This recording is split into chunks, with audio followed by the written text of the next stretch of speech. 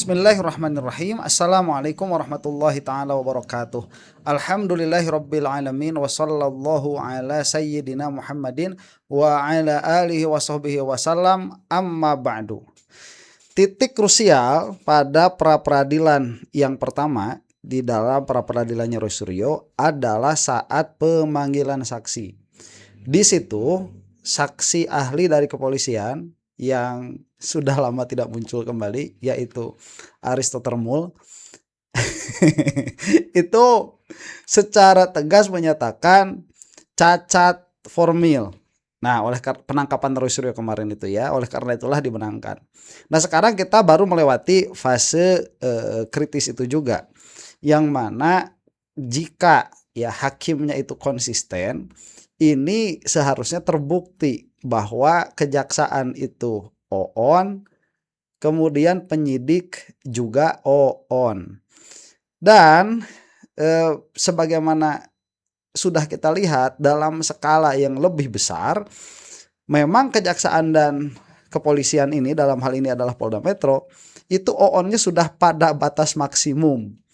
Tapi katanya sih begini ya, kalau kecerdasan itu kan ada nilainya tuh yang suka disebut IQ ya.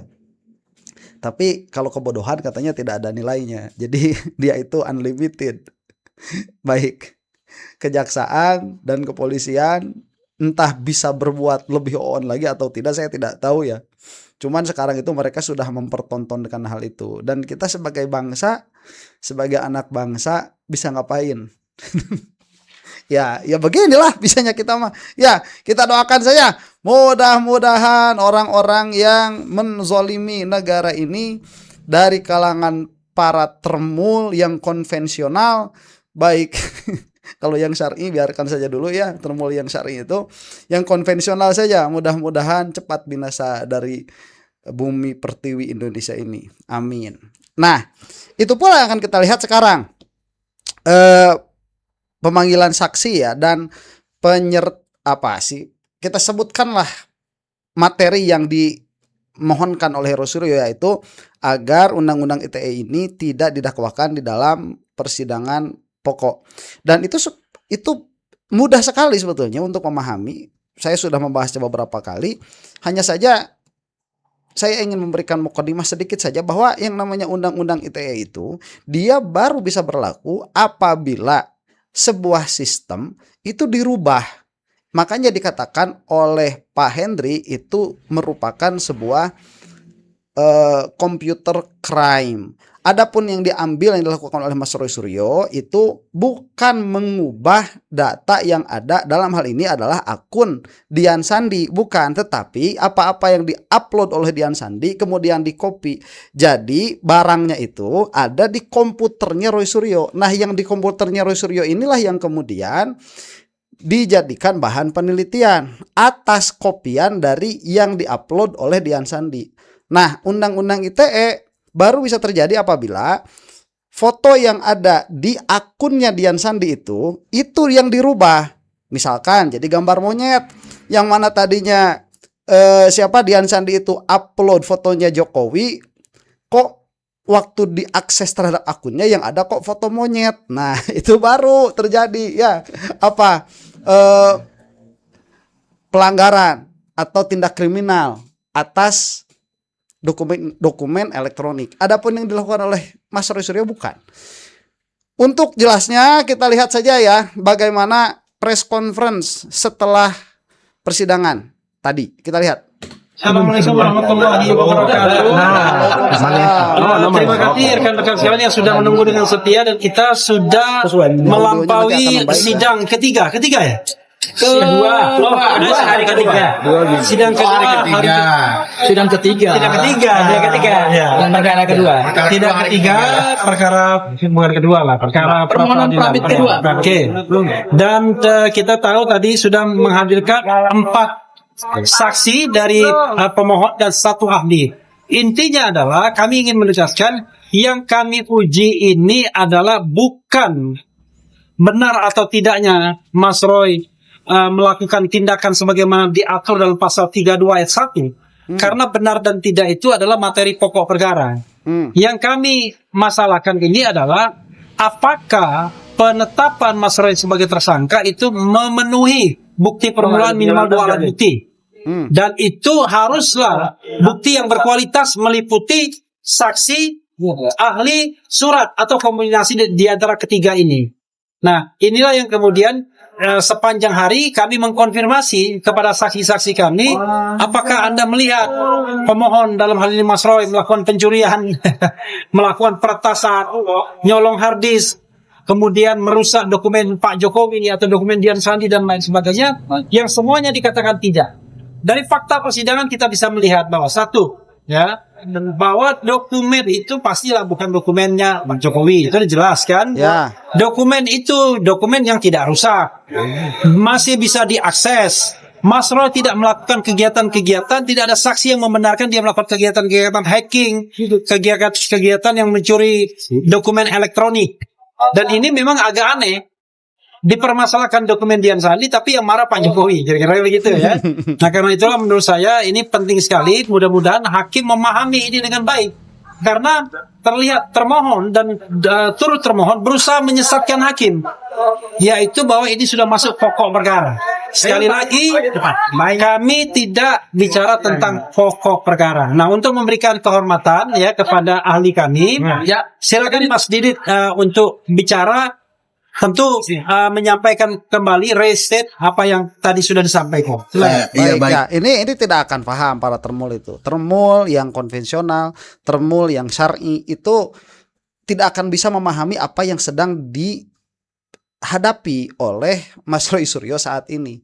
Sebagaimana yang disebutkan tadi ya, bahwa yang dihadapi itu adalah ancaman Undang-Undang ITE, yang mana yang diuji di sini bukan benar atau tidaknya bahwa Roy Suryo itu sudah melakukan Undang-Undang ITE, tetapi apakah bisa didakwakan Undang-Undang ITE ini terhadap Roy Suryo. Nah, itu yang menjadi pokok persoalan, dan itu memang materi dari pra peradilan. Kan untuk mudahnya begini, apabila misalkan ya Roy Suryo di sini dituduhkan tiba-tiba korupsi, tiba-tiba ada nih pasal korupsi. Nanti dulu apakah benar Roy Suryo itu korupsi atau tidak. Hanya saja dalam permasalahan meneliti ijazah, apakah bisa korupsi itu didakwakan?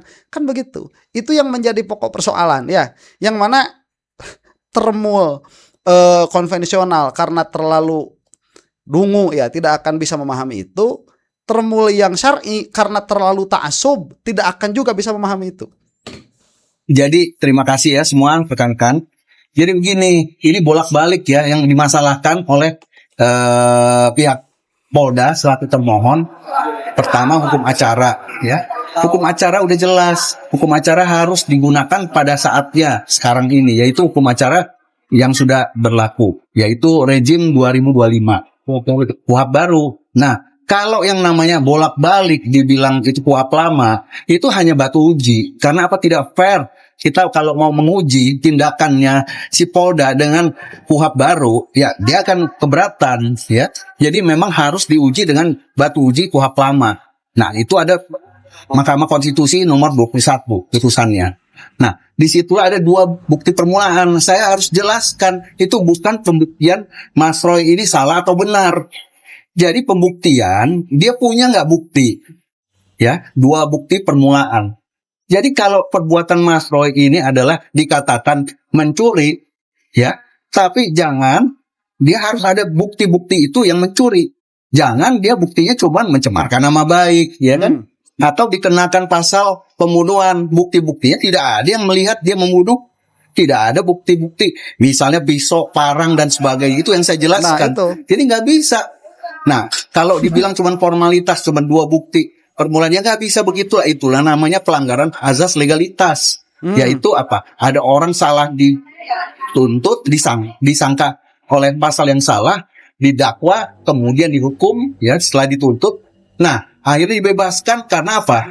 Salah orang, salah pasal dan sebagainya. Dia tidak melakukan pembunuhan, itu kan sama aja, gitu. Jadi itulah yang kita jaga. Jangan sampai ada pelanggaran azas legalitas. Orang tidak melakukan perbuatan tersebut, dia didakwa dan dihukum menjadi melanggar pasal tersebut. Ya, kita jadi azas legalitas bukan berarti oke, aturannya belum ada, tapi orang tersebut tidak melakukan tetapi dia dituduh dengan pasal tersebut, ya demikian itu. Jadi itu yang kita harus jaga. Dan terima kasih. Pak, makanya penegasan Pak, Baik, bagaimana itu pula yang kita bahas dari awal. Jangan sampai persidangan itu menjadi ajang lempar pasal dari mulai penyidikan sampai kejaksaan. Jangan. Seharusnya kejaksaan ini filter apa-apa yang diberikan oleh penyidik, begitu. Ini udah lolos dua-duanya, dan dua-duanya kan edan. Ya kita sudah lihat di dalam permasalahan yang skalanya itu lebih besar, yaitu permasalahan korupsi kemarin. Sama saja ini OON-nya antara penyidik, kepolisian dengan kejaksaan sama. mana hari ini kan dihadirkan 3 orang saksi dan 4 orang. 4 orang ya, sama 1 ahli kan. Iya. Artinya apakah penegasan, apakah ini sudah cukup untuk memenuhi atau yang kemarin sudah disampaikan penjelasan dari Roy Suryo dengan Ya kan kesempatannya cuma hari ini. Kameranya di sini, Pak. Kamera, Pak. Kesempatannya kan cuma hari ini. Besok ada kesempatan termohon, ya. Dan menurut kami sudah cukup, ya. Yang jelas bahwa hakim pasti paham. Nah, mudah-mudahan hakim memiliki hati nurani, keberanian untuk kemudian mengabulkan permohonan ini. Karena sudah jelas dari sisi rasionalitas saja, ya. Tiba-tiba kasus fitnah pencemaran nama baik lompat pada undang-undang ITE dengan ancaman hukuman 8 sampai 12 tahun penjara. Nah, yang kami tengarai tanpa fakta dan peristiwa di laporan polisinya dan tanpa adanya bukti permulaan yang cukup. Nah, itu yang kita persoalkan. Bagaimana orang disangka dan kemudian didakwa tanpa bukti permulaan yang cukup? Karena itu adalah kezaliman. Karena ketika orang menjadi terdakwa, jelas saja dia sudah mengalami sebuah proses yang tidak mengenakan karena dijadikan terlapor, tersangka, kemudian terdakwa, habis waktunya. Padahal perbuatan itu sama sekali tidak dilakukan, sama sekali tidak ada buktinya, sama sekali tidak ada saksinya, dan tidak ada keterangan ahli yang memperkuatnya. Kita belum bicara benar dan salahnya, tapi baru bicara tentang prasyarat. Jadi pre-requirement-nya itu sudah tidak memenuhi syarat. Itu ya. Tapi kawan-kawan sekalian, saya ingin memberikan kesempatan kepada Michael Sinaga. Ini saksi kita. Michael ini YouTube-nya itu salah satu dijadikan barang bukti untuk masalah yang katanya mempraktek dokumen dengan error level analysis. Tapi tadi dia sudah menerangkan bahwa apakah ada terbukti terkait dengan pasal 32 ayat 1 ketika ditanya oleh penyidik Polda Metro Jaya. Silakan Michael disampaikan kembali. Oke. Iya, mungkin dari saya begini, Bang. Oh iya. Tertutup semua jadinya. Tapi nggak apa-apa. Gede banget. Iya, besar. Jadi sekarang kan dipersoalkan lagi, di mana waktu itu saya dilaporkan oleh Pak Jokowi bersama Pak Roy Suryo. Kami dilaporkan dengan barang bukti video yang tadi kita sudah saksikan bersama-sama ya, sudah ditayangkan. Nah, yang saya bingung, kenapa di sini ada pasal yang menyatakan mengubah, menyembunyikan dan lain-lain, merusak dan ya pasal 32 itu. Karena yang kami lakukan di situ adalah mendiskusikan. Barang itu ditemukan di Twitternya Dian Sandi, dan Twitter itu bisa diakses oleh siapa saja. Jadi itu bukan mengambil dari komputernya Dian Sandi. Betul. Bukan mengambil dari komputernya Jokowi, gitu loh. Dan soal ijazah yang analog, ijazah yang fisik, kami semua tidak ada yang pernah melihat. Ya, yang pernah melihat itu hanya waktu digelar perkara khusus ya Pak ya, hanya digelar perkara khusus.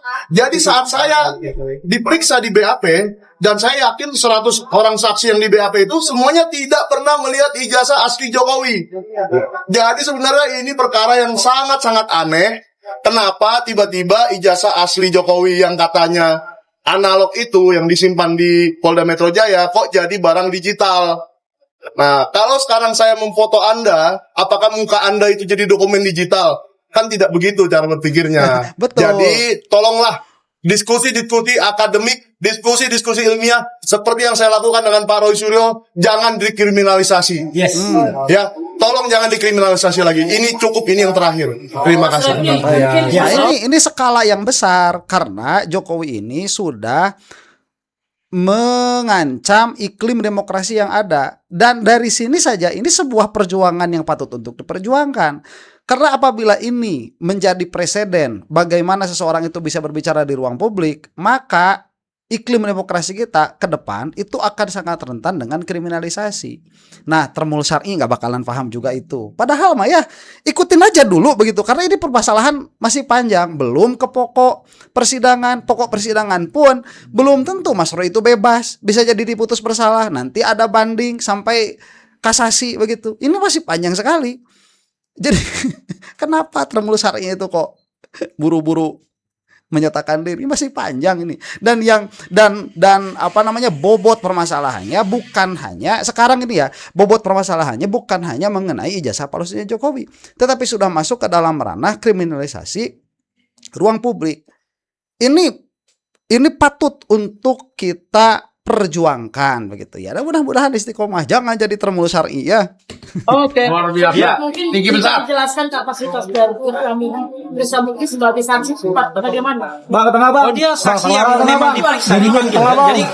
Jadi dari 4 saksi, ya, dari 4 saksi yang kita ajukan itu adalah saksi yang memang dipanggil oleh Polda Metro untuk menjadi saksi dalam kasus ini. Jadi kita mengajukan saksi yang sudah diperiksa oleh penyidik untuk menerangkan apakah mereka pernah ditanya soal terkait pasal 32 ayat 1. Dan semuanya mengatakan tidak.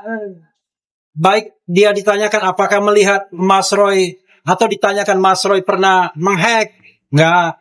Apakah dokumen itu masih bisa diakses atau enggak, masih bisa, dan lain sebagainya. Jadi untuk membuktikan bahwa pasal 32 itu tidak memiliki sandaran saksi dan ahli yang memadai. Gitu ya. Kita belum bicara benar dan tidaknya. Karena saksi dan ahlinya tuh kita yakin nggak ada orang yang menjelaskan bahwa Mas Roy melakukan perbuatan yang dikenakan, yang patut dikenakan dengan pasal 32 ayat 1. Yang hubungannya antara kamu dan resolusi ini apa gitu Mas? Enggak. Pernah kerja bareng atau bagaimana? Wah, itu nanti Mas Roy saja ya, nanti ya yang lain. Nah, saya ingin memberikan Langsung aja dijawab aja, Pak. Karena ini kita langsung. Sebentar, saya mau mention dulu ya. Ini Dian Sandi salah apabila yang diuploadnya ini tidak mau diambil, di-download begitu ya, di-copy kepada komputer user, harusnya didaftarkan dulu trademark itu, copyright ya, all rights reserved.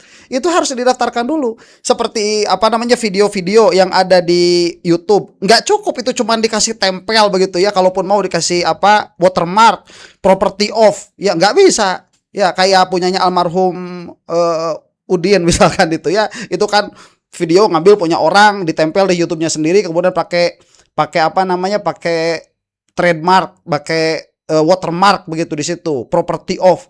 Nggak bisa cuman begitu. Nih kayak Kompas begini, property of Kompas. Nggak bisa. Karena tatkala di-upload itu kan di server media sosial yang kita akses tuh, berarti itu sudah mengikuti apa ketentuan, apa disebutnya itu ya, panduan komunitas. Itu sudah panduan komunitas dan itu bisa diakses oleh siapa saja. Tidak ada masalah. Apabila ingin ada perlindungan hukum supaya tidak diambil itu kepada komputer yang komputer user dalam hal ini misalkan komputernya Roy Suryo, supaya tidak terjadi penelitian terhadap hal itu dalam kasus ini, maka seharusnya didaftarkan dulu copyright. Nanti juga yang akan menjadi pidananya bukan dalam hal bukan dalam hal undang-undang ITE, tetapi perdata nanti copyright. Ya, pidana mungkin bisa. Entah, saya tidak tahu ya. Silakan tanyakan kepada para lawyer itu yang jago-jago ini. Bertanya Mas Roy, boleh langsung.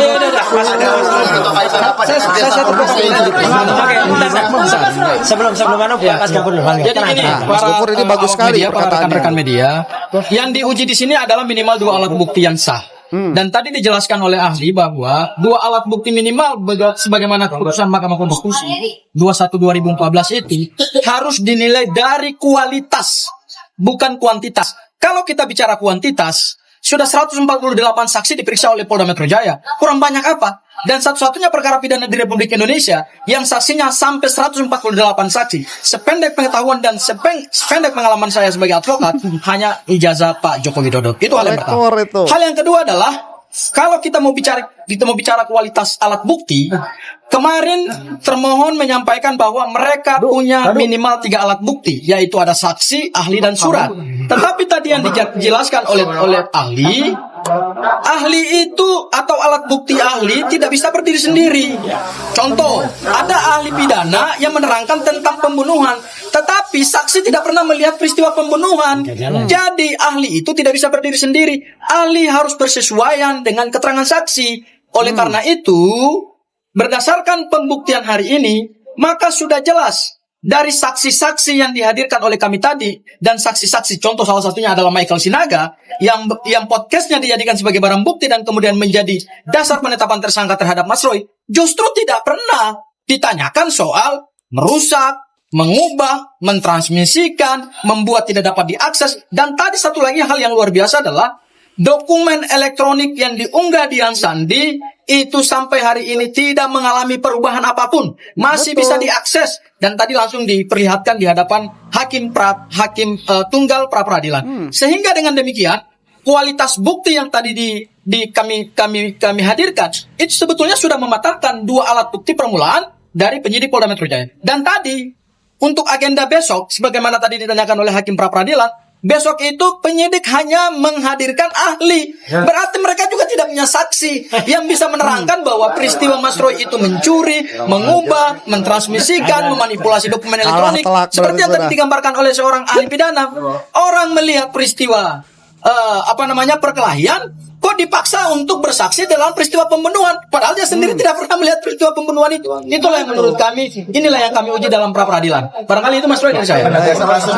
Itu pula yang kita sebutkan tadi di awal, bahwa ini sudah menjadi ajang bagi kepolisian dan kejaksaan untuk melemparkan undang-undang apapun terhadap terdakwa nantinya, begitu ya. Dan ini sebuah kriminalisasi in another level. Jadi yang sudah terbukti kemarin adalah kepolisian di dalam tindakan sewenang-wenang dalam hal penangkapan Roy Suryo dan Dr. Tifa. Kemudian nanti ke depan di dalam permasalahan dakwaan itu sudah terjadi apa? Pendakwaan undang-undang secara membabi buta terhadap terdakwa.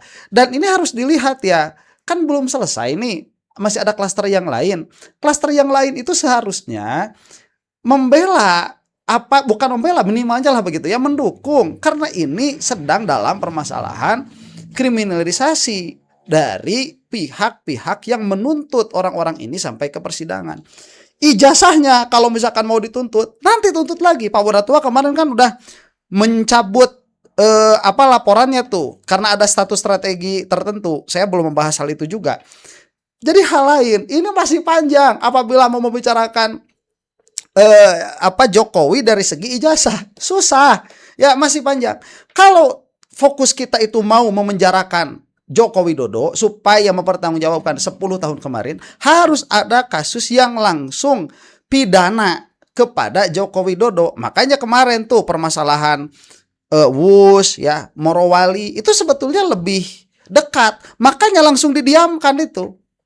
Kenapa? Karena saat itu terjadi, masuk saja penyidikan, itu pintu yang sangat kuat. Makanya kita mendukung ya kepada almarhum misalkan Mas Udin. Coba masuk Jokowi lewat situ. Teliti tuh apa-apa yang ada begitu ya mengenai kebijakan-kebijakan Jokowi yang langsung dekat terhadap Joko Widodo itu sendiri. Misalkan IKN. Coba itu terus sampai terpaksalah penyidik melakukan penyidikan baik dari kepolisian, kejaksaan atau KPK, dan itu kita dukung sekali ya, akan lebih cepat itu. Oke, kenapa kemudian Krisnamurti dijadikan saksi dan apakah ada hubungannya dengan Mas Roy sehingga ada artis tadi ya. Assalamualaikum warahmatullahi wabarakatuh. Waalaikumsalam. Pertama-tama saya aturkan terima kasih atas kehadiran 4 saksi dan 1 ahli. Saksi pertama adalah tadi Nurdiansah Susilo ya, seorang YouTuber, dan videonya juga dijadikan alat bukti. Michael Sinaga yang pertama Michael Sinaga ya, kemudian 2 Nurdiansah. Kedua orang ini adalah yang terkait langsung dan kedua-duanya videonya dipakai sebagai alat bukti, barang bukti, dan ada di dakwaan ya, peristiwa tanggal 16 Maret 2025 dan juga Michael tadi awal April ya. Ya, 2 orang lagi, Pak Erwin dan Pak Krisnamurti adalah kenapa hadir? Karena kedua orang itu juga mengenal saya dalam situasi yang berbeda. Jadi kita tuh kaya, pengkayaan kualitas saksi kita. Jadi ada yang terlibat langsung dalam video, ada yang mengenal saya sejak lama, semenjak jadi anggota DPR waktu itu. Ya, artinya orang itu kenal lama saya. Apakah dia tahu saya? Apakah dia kemudian dipanggil gitu dan kemudian dia hadir? Pak Erwin ya kenal saya karena juga Pak Erwin juga pernah mengalami kasus yang sama. Dan juga artinya apa? Ini menunjukkan kalau tadi teman-teman pengen tanya lagi, kenapa ada kerjasama? Itu adalah upaya kami, upaya kuasa hukum untuk menghadirkan saksi-saksi yang fair. Jadi tidak hanya ada tadi yang seperti sekarang sudah sering ketemu. Saya sudah lama nggak ketemu Krisnamurti. Terlibatannya dengan ijazah palsu itu apa? Enggak, karena dia itu dipanggil oleh Polda Metro Jaya. Pak, koreksi kalau Iya. saya salah. Ini kalau kasusnya kalau saya nggak salah setelah Makro sudah tidak jadi anggota dewan, Pres. Loh, iya, nggak apa-apa. Kan loh, karena beliau itu dipanggil dapat surat dari Polda Metro Jaya. Iya, tanyakan ke Polda. Nah, makanya tanyakan ke Polda Metro Jaya. Kenapa Pak Erwin juga kemudian dipanggil? Jadi kami itu hanya ingin fair. Kami fair. Saksi-saksi yang pernah dipanggil oleh Polda Metro Jaya kita undang kehadirannya di sini. Ya, itu clear ya. Dan dua yang jelas kalau mungkin teman-teman akan jawab, wah iyalah jelas Mas Nurdiansyah Mas Ian. Michael Sinaga itu kan dekat dengan dia. Iya, ini ada dua saksi yang saya ketemu Pak Erwin itu mungkin sudah berapa tahun yang lalu udah nggak pernah ketemu lagi dengan Pak Krisnamurti. Ya, udah lama juga nggak ketemu. Tiba-tiba dia itu jadi saksi. Dan ketika beliau bersaksi di Polda Metro Jaya pun saya nggak tahu. Ya, jadi itu adalah atas kepiawaian para kuasa hukum saya yang kemudian mengatur supaya kami itu menghadirkan saksi yang benar-benar fair, ya tidak kemudian ada terkait atau kemudian diajarin dan lain sebagainya, nggak ada. Maka teman-teman bisa lihat kadang-kadang tadi Mas Krisna agak lupa gitu, nggak apa-apa, ya itu fakta. Kalau bisa kita hadirkan saksi yang misalnya lebih dekat dengan kita, jadi ingatannya masih fresh ya itu. Tapi sini yang ingin saya tambahkan adalah tadi saya menambahkan apa yang diterangkan oleh Mas Refli dan juga Mas Sangaji adalah apa? Alat bukti yang kita hasilkan atau barang benda yang kita hasilkan itu adalah misalnya satu ya yang kemudian kita buktikan meskipun kita tidak masuk ke pokok perkara. Tapi pasal 32 Undang-Undang ITE kebetulan sekali lagi mohon maaf sekali saya sampaikan bahwa saya ikut membuat naskah akademiknya. Itu adalah computer crime. Kejahatannya terjadi di dalam komputer. Dan itu bisa dijadikan barang bukti kalau bisa diakses. Teman-teman tadi bisa lihat ya. Itu jelas-jelas bisa diakses. Dan yang untuk mengakses apa? Komputer milik Pengadilan Negeri Jakarta Selatan. Hakim cerdas banget. Hakim menanya, itu komputer akunnya milik siapa? Akunnya milik PNJS, Pak. PNJS adalah Pengadilan Negeri Jakarta Selatan. Jadi bukan akun saya, bukan akun handphone teman-teman kuasa hukum. Itu komputer milik Pengadilan Negeri Jakarta Selatan saja. Yang tidak kenal dengan si Dian Sandi bisa mengakses dan lihat apa yang ada di Dian Sandi. Nggak ada yang rusak. Masih bisa diakses sampai dengan sekarang masih utuh, apalagi yang dikatakan itu adalah dokumen analog yang itu kemudian kita bahas adalah syarat formilnya. Kita tidak menguji dokumen analognya, tapi syaratnya ternyata tidak cocok untuk ditersangkakan ke saya ya sesuai dengan pasal 32. Jadi apa? Mungkin itu sesuai dengan pasal yang untuk pencemaran dan fitnah. Tapi tidak cocok untuk undang-undang ITE karena undang-undang ITE itu butuh namanya alat bukti yang khusus. Oke, saya kira cukup ya. Itu sangat bagus sekali tadi dikatakan hakim di sini cerdas. Karena hakim saat dipampangkan bukti di persidangan, karena buktinya kan lucu ya, bisa kita akses secara langsung loh buktinya itu, karena itu adalah judul-judul YouTube, salah satunya juga yang diupload oleh Dian Sandi di dalam akun media sosialnya. Kita bisa akses di komputer kita. Makanya saat ditampilkan di persidangan, hakim bertanya, ini pakai komputer siapa? Bagus, karena apabila itu pada akhirnya juga nanti ya ini dimasukkan undang-undang ITE, pengadilan ini juga harus masuk atau harus dianggap melakukan tindak pidana. Kenapa? Karena sudah melewatkan kursor ke foto ijazahnya Dian Sandi. Jadi di sini permasalahannya tadi, kalau mau salahnya Dian Sandi upload supaya tidak ada orang yang mengambil copyright kan. Cuman itu kan tidak terjadi. Dan kalau memang mau undang-undang ITE seharusnya yang di Twitternya itu atau media sosial apapun itu tatkala diakses sudah berbeda dengan yang pertama kali diakses. Demikian ya. Mudah-mudahan Termul semakin habis. Untuk Anda bukan Termul, wallahu taala alam bisawab. Assalamualaikum warahmatullahi taala wabarakatuh.